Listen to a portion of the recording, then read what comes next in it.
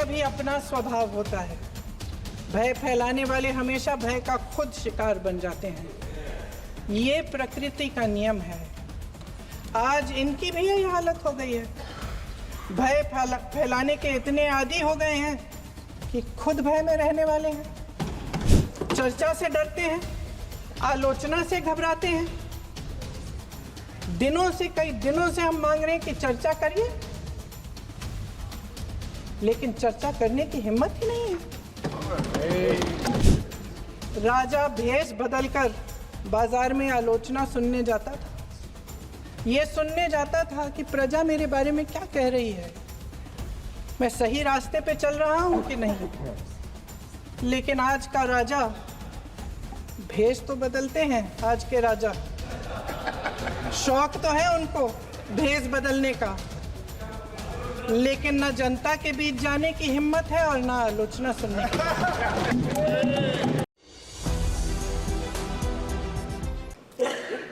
हमारा संविधान इंसाफ, उम्मीद, अभिव्यक्ति और आकांक्षा की वो ज्योत है जो हर हिंदुस्तानी के दिल में जलती है। अध्यक्ष महोदय, इस ज्योत ने हर एक भारतीय को ये पहचानने की शक्ति दी कि उसे न्याय मिलने का अधिकार है, कि उसमें अपने अधिकारों के लिए आवाज उठाने की क्षमता है, कि जब वो आवाज उठाएगा तो सत्ता को उसके सामने झुकना पड़ेगा। इस संविधान ने हर एक देशवासी को ये अधिकार दिया कि वो सरकार बना भी सकता है और सरकार बदल भी सकता है। ये ज्योत जो हर हिंदुस्तानी के दिल में जलती है, उसने हर हिंदुस्तानी को ये विश्वास दिया कि देश की संपत्ति में, देश की दौलत में, संसाधनों में उसका भी हिस्सा है, कि उसे एक सुरक्षित भविष्य की उम्मीद का अधिकार है, कि देश बनाने में भी उसकी भागीदारी है। उम्मीद और आशा की ये ज्योत मैंने देश के कोने कोने में खुद देखी है। उन्नाव में मैं एक रेप पीड़िता के घर गई, उसे जलाकर मार डाला था। वो शायद 20-21 साल की होगी। हम सब के बच्चे हैं। हम सोच सकते हैं कि अगर हमारी बेटी के साथ बार बार बलात्कार हुआ और फिर जब वो अपनी लड़ाई लड़ने के लिए गई तो उसको जलाकर मार डाला गया होता तो हम पर क्या बीतती। मैं उस बच्ची के पिता से मिली। उसके खेत जलाए गए थे, उसके भाइयों को पीटा गया था, उसके पिता को बाहर से, घर के बाहर घसीट कर मारा गया था। उस पिता ने मुझे बताया कि बेटी, मुझे न्याय चाहिए। मेरी बेटी अपने एफआईआर को दर्ज करने के लिए जब जिले में गई तो उसको मना किया गया, अगले जिले में जाना पड़ा उसे। वो रोज सुबह 6 बजे उठकर तैयार होकर अकेली अपने मुकदमे को लड़ने के लिए अगले जिले में ट्रेन से जाती थी। उसके पिता ने मुझे कहा कि मैंने उससे कहा, बेटी अकेले मत जाओ, छोड़ दो ये लड़ाई। लेकिन उसकी बेटी ने उसको जवाब दिया कि नहीं पिताजी, मैं अकेली जाऊंगी, मैं लड़ूंगी, ये मेरी लड़ाई है, मैं इसको लड़ूंगी। ये लड़ने की क्षमता, ये हिम्मत उस लड़की को और करोड़ों भारत की नारियों को हमारे संविधान ने दी। आगरा में मैं अरुण वाल्मीकि के घर गई। अरुण वाल्मीकि पुलिस स्टेशन में काम करता था, सफाई का काम करता था। आप सोच सकते हैं हमारी तरह उसका भी परिवार था। नई नई शादी हुई थी, 2-3 महीनों का बच्चा था। पुलिस स्टेशन में चोरी हो गई। चोरी का इल्जाम उस पर लगाया गया। उसके पूरे परिवार को उठाकर पुलिस स्टेशन में ले गए। आप हंस रहे हैं, लेकिन ये गंभीर बात है। और क्या गंभीर बात। शर्म करो, शर्म। अरुण वाल्मीकि को पीट पीट के मार डाला, उसकी बीवी को पीटा, उसके पिता के नाखून निकाले, उसके पूरे परिवार को पीटा गया।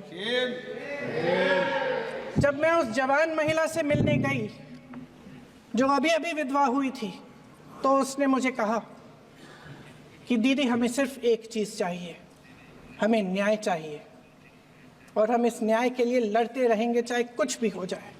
ये हिम्मत उस महिला को हमारे संविधान ने दी।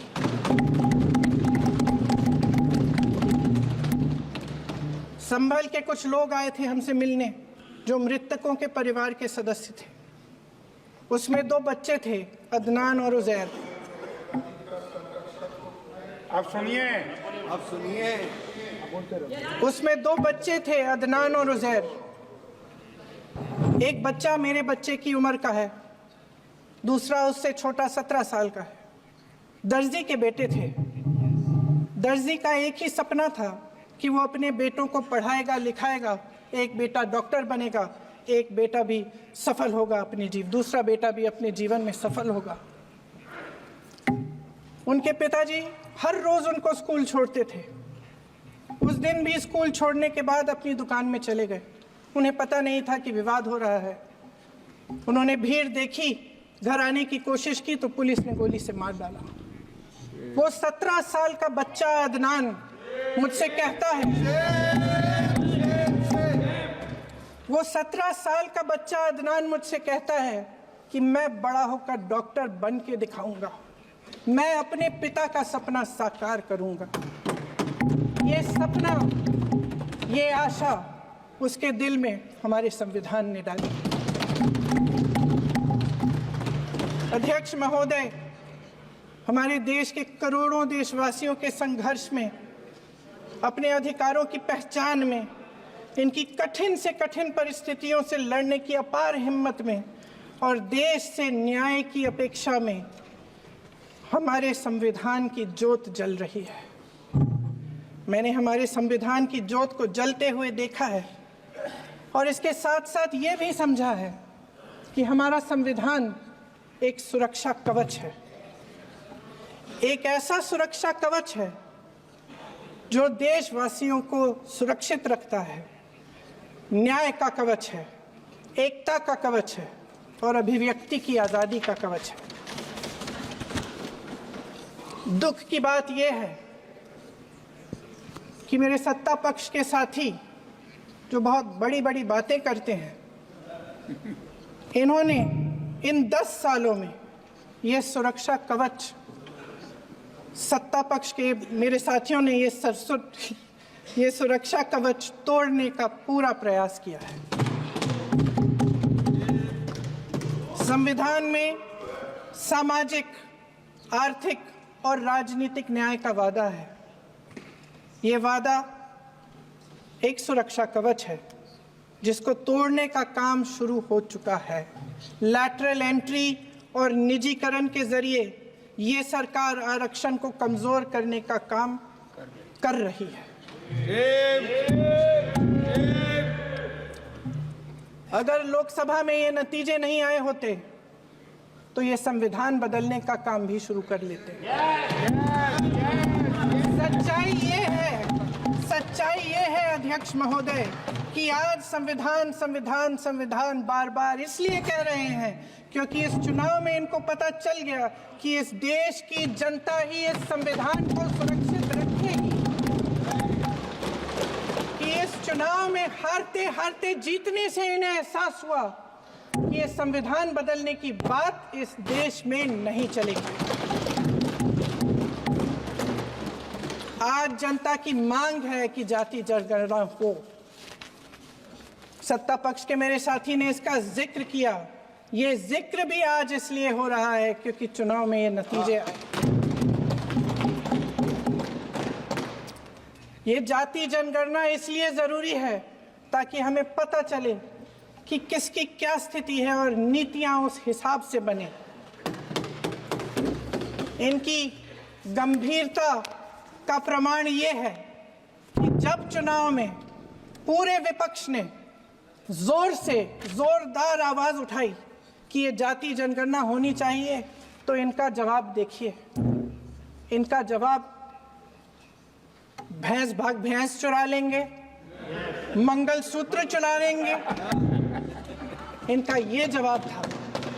ये गंभीरता है इनकी जाति जनगणना पर। महोदय, हमारे संविधान ने आर्थिक न्याय की नींव डाली, किसानों, गरीबों और को जमीन बांटी, भूमि सुधार किया, जिसका नाम लेने से कभी कभी आप झिझकते हैं और कभी कभी उनका नाम धड़ाधड़ इस्तेमाल किया जाता है अपने आप को बचाने के लिए। उन्होंने HAL, BHEL, SAIL, गेल, ONGC, NTPC, railways, IIT, IIM, oil refineries, तमाम PSU बनाए।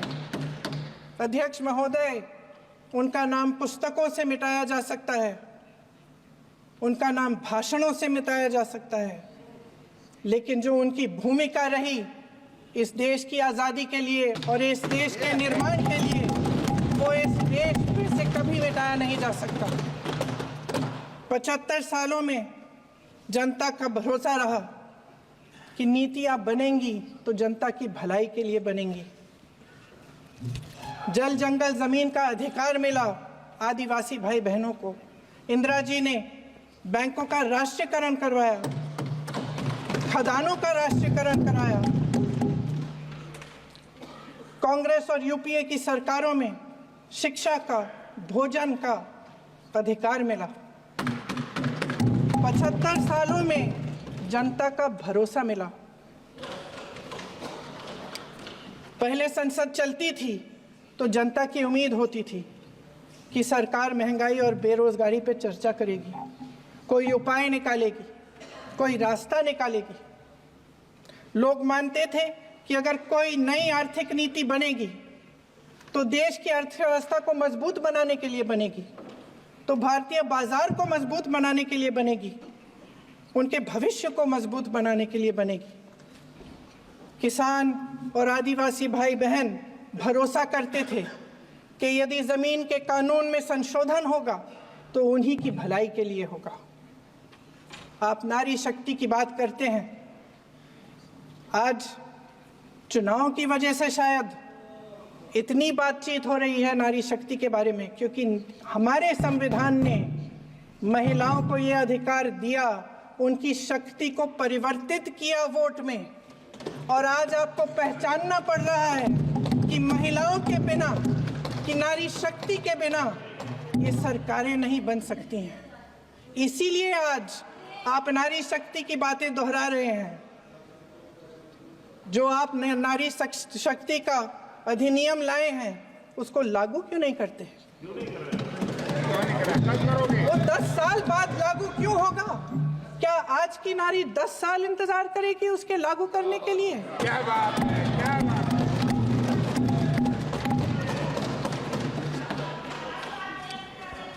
आज संसद में बैठे हुए सत्ता पक्ष के मेरे साथी ज्यादा से ज्यादा अतीत की बातें करते हैं। 1921 में क्या हुआ, कब हुआ, नेहरू जी ने क्या किया। अरे वर्तमान की बात करिए, देश को बताइए आप क्या कर रहे हैं, आपकी जिम्मेदारी क्या है? कि सारी जिम्मेदारी जवाहरलाल नेहरू की है। अध्यक्ष महोदय जी, ये सरकार आर्थिक न्याय का सुरक्षा कवच तोड़ रही है। आज संसद में बैठी ये सरकार बेरोजगारी और महंगाई से जूझ रही हमारी जनता को क्या राहत दे रही है? कृषि के कानून भी बड़े बड़े उद्योगपतियों के लिए बन रहे हैं। सही MSP को छोड़िए, DAP तक नहीं मिल रहा है।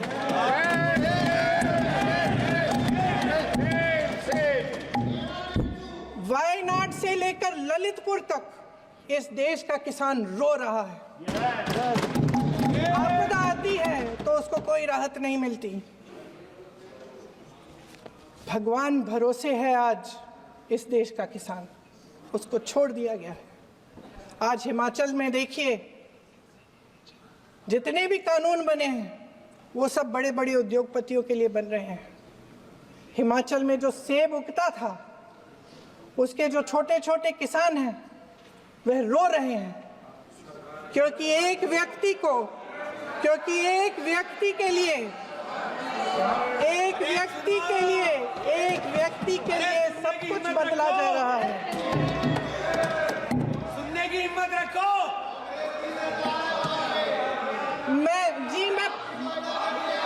अध्यक्ष महोदय जी, अध्यक्ष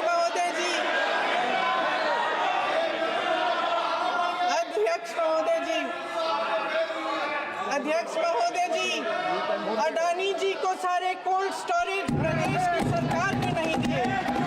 अडानी जी को सारे कोल्ड स्टोरेज आपकी सरकार ने दिए हैं। देश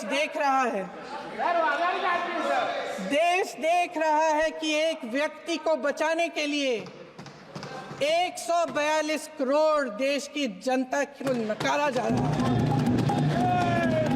सारे बिजनेस, सारे संसाधन, सारी दौलत, सारे मौके एक ही व्यक्ति को सौंपे जा रहे हैं। सारे बंदरगाह, एयरपोर्ट्स, सड़कें, रेलवे का काम, कारखाने, खदानें, सरकारी कंपनियां सिर्फ एक व्यक्ति को दी जा रही है। जनता के मन में हमेशा ये विश्वास होता था कि अगर कुछ नहीं है तो संविधान हमारी सुरक्षा करेगा, मगर आज आम लोगों के बीच ये धारणा बनती चली जा रही है कि सरकार सिर्फ अडानी जी के मुनाफे के लिए चल रही है। देश में बहुत तेजी से गैर बराबरी बढ़ रही है। जो गरीब है वो और गरीब हो रहा है, जो अमीर है वो और अमीर हो रहा है। इस सरकार ने आर्थिक न्याय की भी सुरक्षा कवच तोड़ दिया है। राजनीतिक न्याय की जब बात होती है, मेरे सत्ता पक्ष के साथी आज खड़े हुए और तमाम गिनती करने लग गए कि ऐसा हुआ वैसा हुआ 1975 में जो हुआ, तो सीख लीजिए ना, आप भी सीख लीजिए। आप भी अपनी गलतियों के लिए माफी मांग लीजिए। आप भी बैलेट पे चुनाव कर लीजिए। दूध का दूध, पानी का पानी हो जाएगा। आप राजनीतिक न्याय की बात करते हैं, सरकारों को पैसों के बल पर गिरा देते हैं।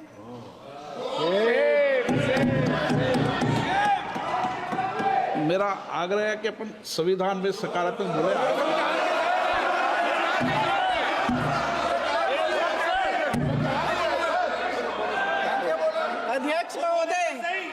अध्यक्ष महोदय, सत्ता पक्ष के हमारे साथी ने एक उदाहरण दिया उत्तर प्रदेश की सरकार का, तो मैं भी एक उदाहरण दे देती हूँ महाराष्ट्र की सरकार का। मैं भी एक उदाहरण दे देती हूँ हिमाचल की सरकार को तोड़ने की कोशिश किसने की, पैसों के बल पे की, गोवा की सरकार। तमाम उदाहरण है। राजस्थान की क्या ये सरकारें जनता ने नहीं चुनी थी? क्या संविधान इन पर लागू नहीं था? पूरी देश की जनता जानती है कि इनका हंसती है, जानती है कि इनके यहाँ तो वॉशिंग मशीन है।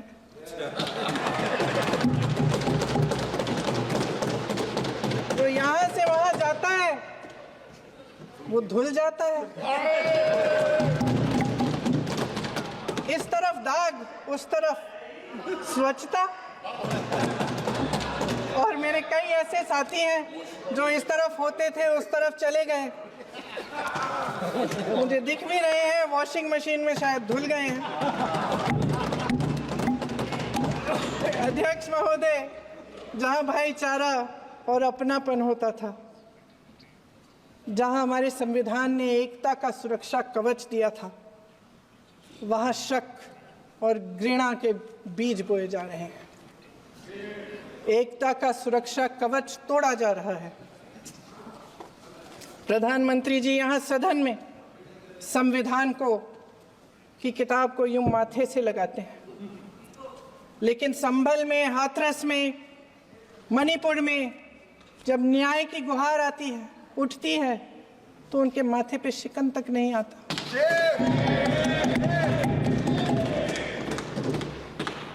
शायद समझ नहीं पाए हैं कि भारत का संविधान संघ का विधान नहीं है।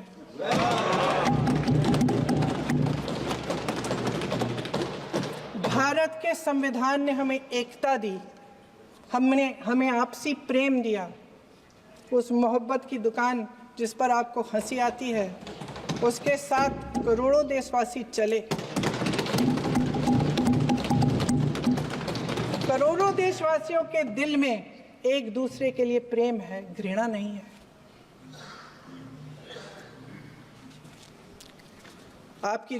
इनकी जो विभाजनकारी नीतियां हैं, उसका नतीजा हम रोज देखते हैं। राजनीतिक फायदे के लिए संविधान को छोड़िए, देश की एकता को भी ये रख नहीं सकते, इसकी सुरक्षा नहीं कर सकते। हमने संभल में देखा, मणिपुर में देखा। दरअसल इनका कहना है कि अलग अलग इस देश के अलग अलग हिस्से हैं, कैमरा लेकिन हमारा संविधान कहता है कि ये देश एक है और ये देश एक रहेगा। जहां खुला विवाद होता था, अभिव्यक्ति का सुरक्षा कवच होता था, इन्होंने भय का माहौल पैदा किया है। सत्ता पक्ष के मेरे साथी अक्सर 75 सालों की बात करते हैं, लेकिन इन 75 सालों में ये उम्मीद, आशा, ये अभिव्यक्ति की ज्योति कभी थमी नहीं, कभी बुझी नहीं। इस देश की जनता ने खुलकर आलोचना की, निडर होकर धरने किए, प्रदर्शन किए। जब जब जनता नाराज हुई, तब तब सत्ता को ललकारा, उसे चेतावनी दी, बड़े से बड़े नेताओं को कटघरे में खड़ा किया, उनसे जवाब मांगा, न्याय मांगा। इस देश के छोटे छोटे से नुक्कड़ की दुकानों में, चाय की दुकानों में, इस देश के घरों में, गलियों में, मोहल्लों में, अखबारों में, प्रकाशन घरों में, न्यायपालिकाओं में चर्चा कभी बंद नहीं हुई। लेकिन आज ये माहौल नहीं है। आज जनता को सच बोलने से डराया जाता है, धमकाया जाता है। पत्रकार हो या विपक्ष का नेता हो या किसी यूनिवर्सिटी का प्रोफेसर हो, छात्र संघ हो या कर्मचारियों का संगठन हो, सबका मुंह बंद कराया जाता है। किसी पे ईडी, किसी पे सीबीआई, किसी पे इनकम टैक्स, फर्जी मुकदमे लगवाए जाते हैं, जेल में डाल दिया जाता है, विपक्षी नेताओं को जेल में डाल दिया जाता है, उनको सताया जाता है। किसी को नहीं छोड़ा इस सरकार ने। देशद्रोही कह कह के उत्तर प्रदेश में मुझे याद है कुछ अध्यापिकाएं प्रदर्शन कर रही थी, उन पर मुकदमा डाल दिया देशद्रोही का, उन्हें देशद्रोही कह दिया। इन्होंने देश का पूरा माहौल भय से भर दिया है। इनकी मीडिया की मशीन झूठ फैलाती है, तरह तरह के आरोप लगाती है, और शायद वह भी भय में ही है। महोदय, मैं इस सदन को याद दिलाना चाहती हूं कि ऐसा डर का माहौल देश में अंग्रेजों के राज में था। जब इस तरफ बैठे हुए गांधी की विचारधारा वाले लोग आज़ादी की लड़ाई लड़ रहे थे और उस तरफ वाली विचारधारा वाले लोग भय में रहकर अंग्रेजों के साथ साठ-गांठ कर रहे थे। लेकिन अध्यक्ष महोदय, भय का भी अपना स्वभाव होता है। भय फैलाने वाले हमेशा भय का खुद शिकार बन जाते हैं। ये प्रकृति का नियम है। आज इनकी भी यही हालत हो गई है। भय फैलाने के इतने आदी हो गए हैं कि खुद भय में रहने वाले हैं, चर्चा से डरते हैं, आलोचना से घबराते हैं। कई दिनों से हम मांग रहे हैं कि चर्चा करिए, लेकिन चर्चा करने की हिम्मत ही नहीं है।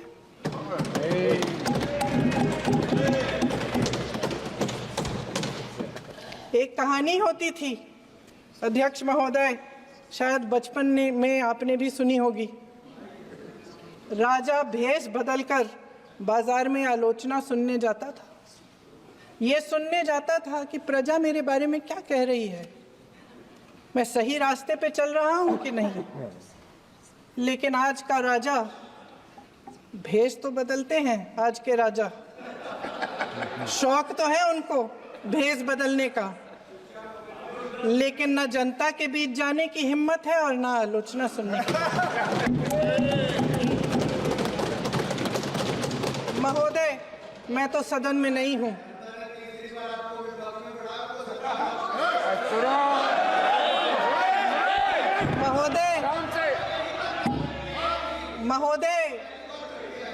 महोदय, जनता में बहुत विवेक है, ये सही है।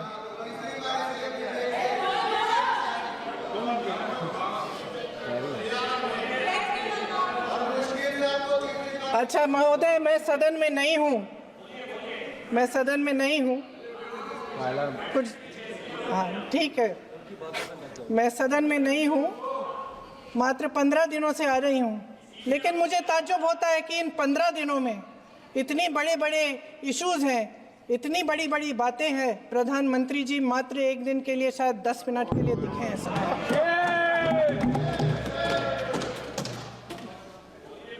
बात यह है अध्यक्ष महोदय जी कि ये देश भय से नहीं, साहस और संघर्ष से बना है। इसको बनाने वाले देश के किसान, जवान, देश के करोड़ों मजदूर और गरीब जनता है। संविधान इनको साहस देता है। मेहनती मिडिल क्लास है और इस देश के जो करोड़ों देशवासी हैं, जो रोजाना भयंकर परिस्थितियों का सामना करते हैं, उनको साहस देता है। वायनाड में जो आपदा आई, उसमें एक छोटा लड़का था 17 साल का।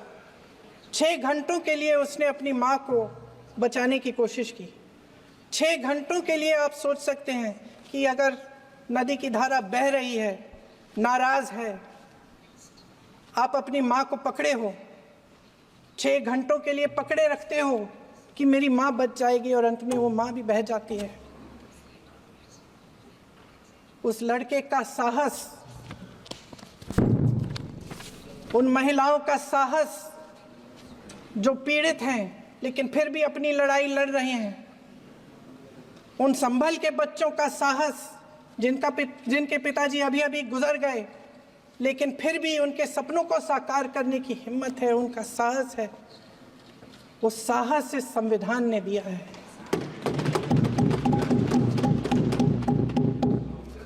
वो आत्मविश्वास से संविधान ने दिया है।